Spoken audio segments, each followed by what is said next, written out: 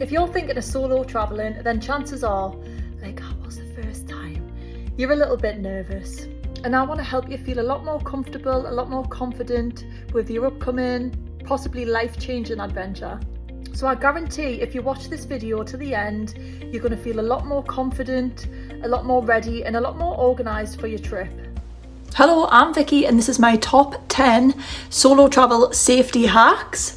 This is for all genders. This is no one size fits all. This is going off my experience. I've been solo travelling for around 5 years now, and I have been to countries like South America, Ecuador, Peru, Costa Rica, various places in Spain. I've solo travelled around Bali, been to Thailand. I absolutely love travelling on my own, and I just wanted to come on and share some tips with other people, because all you really need is a bit of ambition and courage to actually take the leap. Honestly, once you've done it once, you will not regret it. But a third thing that always gets forgotten about is vigilance. Now, solo travel has so many benefits for your soul, for your mind. It's actually really good for your brain as well, traveling and experiencing new cultures. It creates diversity in the brain and new neural pathways. Do your research on that. So solo traveling is actually good for your health. Or just traveling in general, doesn't have to be solo. But anyway, here are my top 10 tips.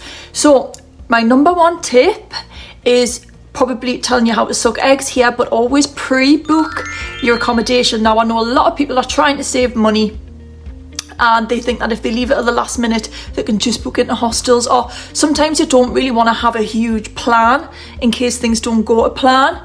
You might just want to try and flow, but honestly, especially if it is your first time, just make sure that you have pre-booked.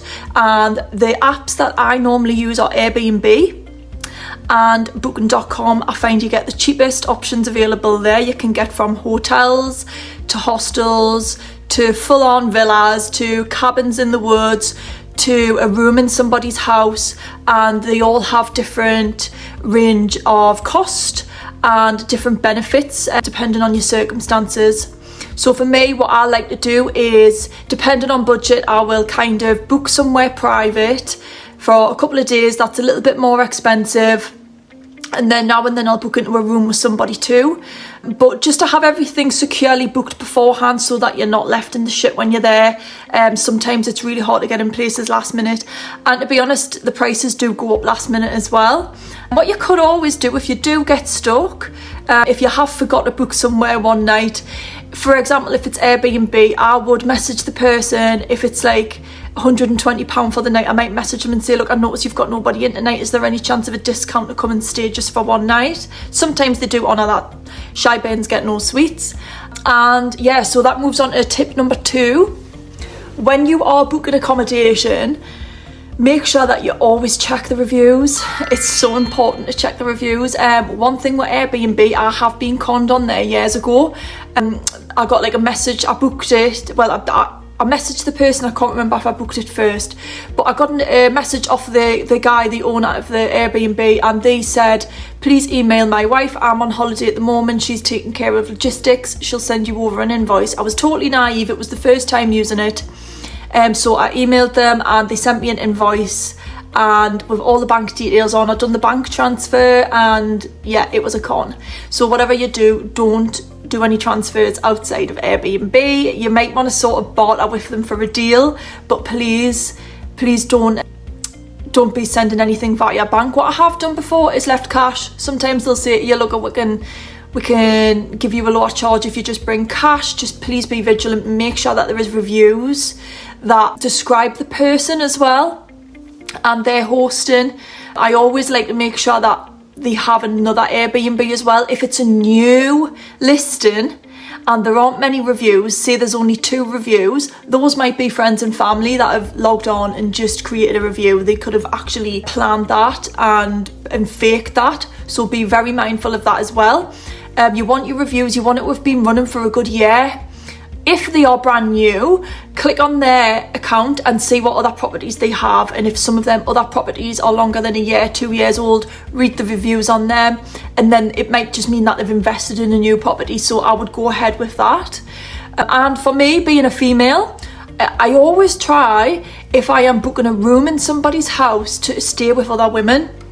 So if it was a guy named George and it just had him on the profile and I was reading the reviews and it didn't really mention anything about his family or just even anything about him, I would avoid.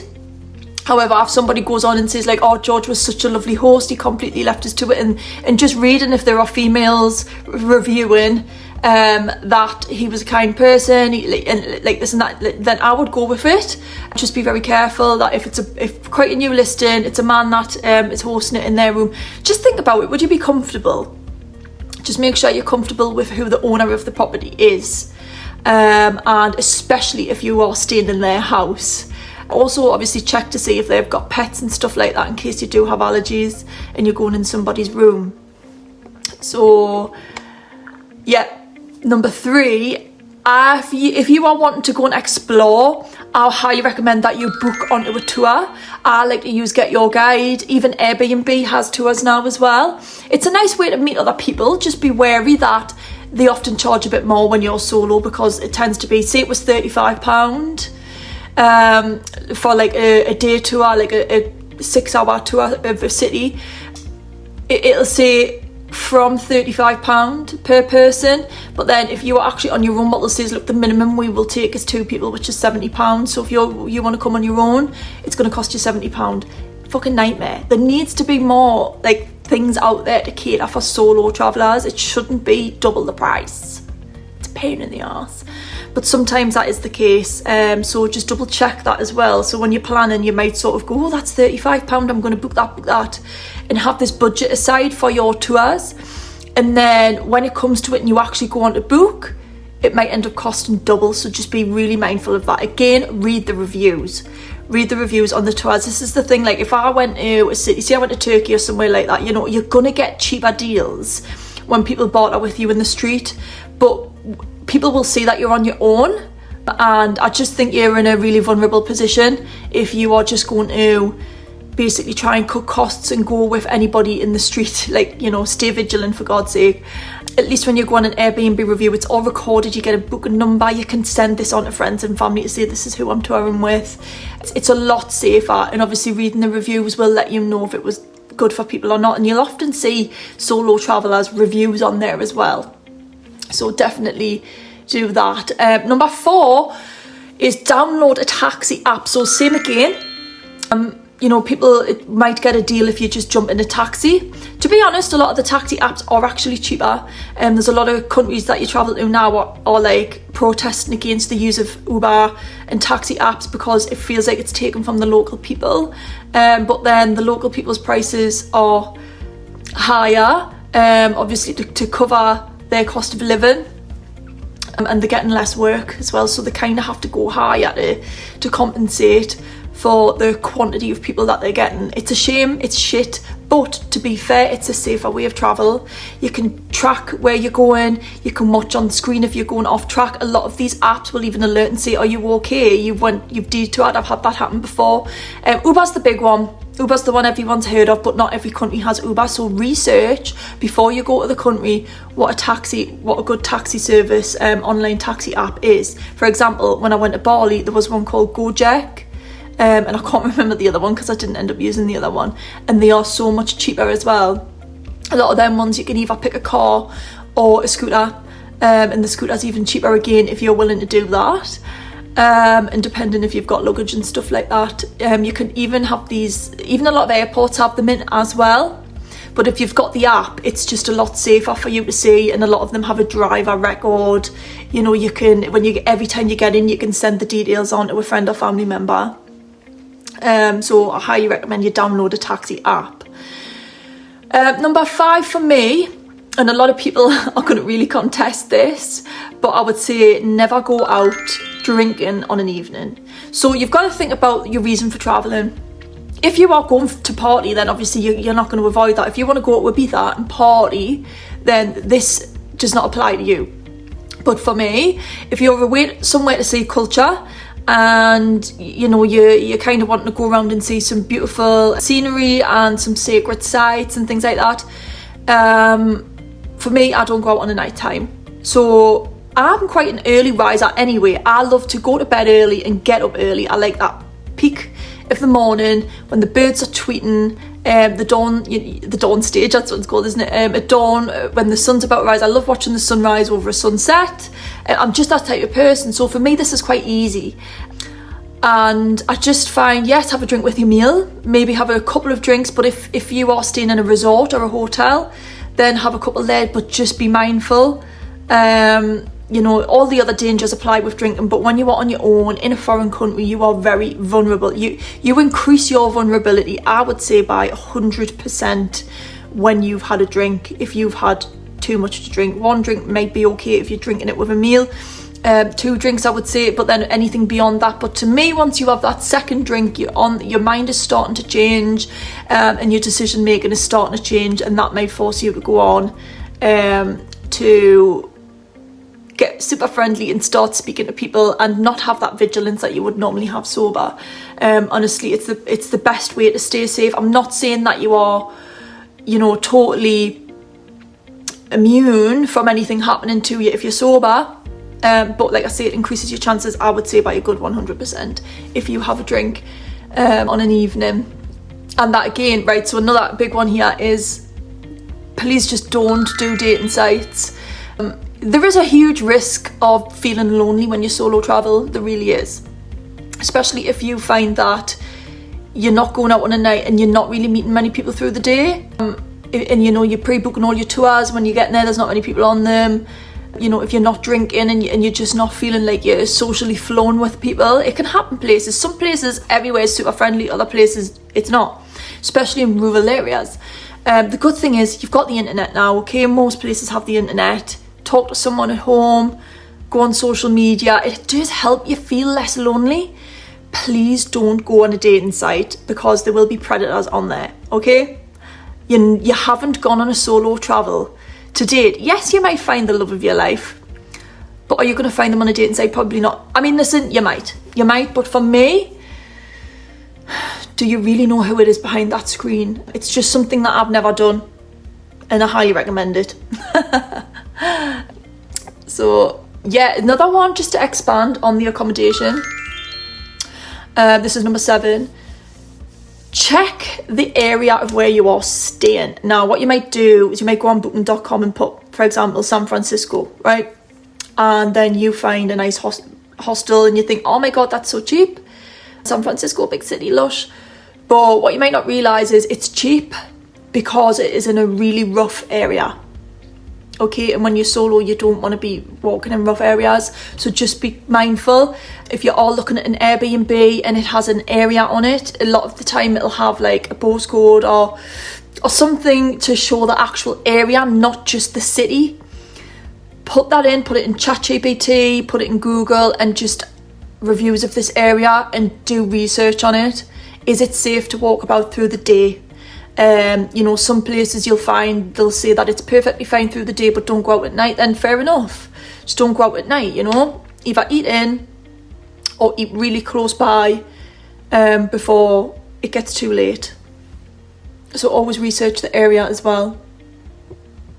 Try and research that it has good internet connection and things like that. Just be vigilant. Really take your time when you book an accommodation. I've made the mistake before of just looking and going, oh, that looks amazing, and booking it and not really doing any research on it, and then it being a shithole. I'm regretting it. It has happened. If you do book a hostel, I would advise to book all same sex. So if you're a female, now obviously there's a grey area here for anybody who doesn't identify as a gender, but so then I would go for a mixed dorm. But for me, I like to book female only rooms just to feel more comfortable, obviously. And I think for a man, I would prefer to just sleep in with men, just so there's no risk of any complications and any confusion between people, okay? I think it's best just to keep separated. There'll be mixed opinions on that. But I always like to try and book a room with the lowest amount of places possible. Honestly, your difference is only going to be a couple of quid. Even if it's £7 for a mixed dorm and it's £17 for an all-female, you've got the money to do this solo traveling, pay the extra tenner just for your comfort, because you sleep, you know, if you're not getting a good sleep, you're not going to enjoy yourself.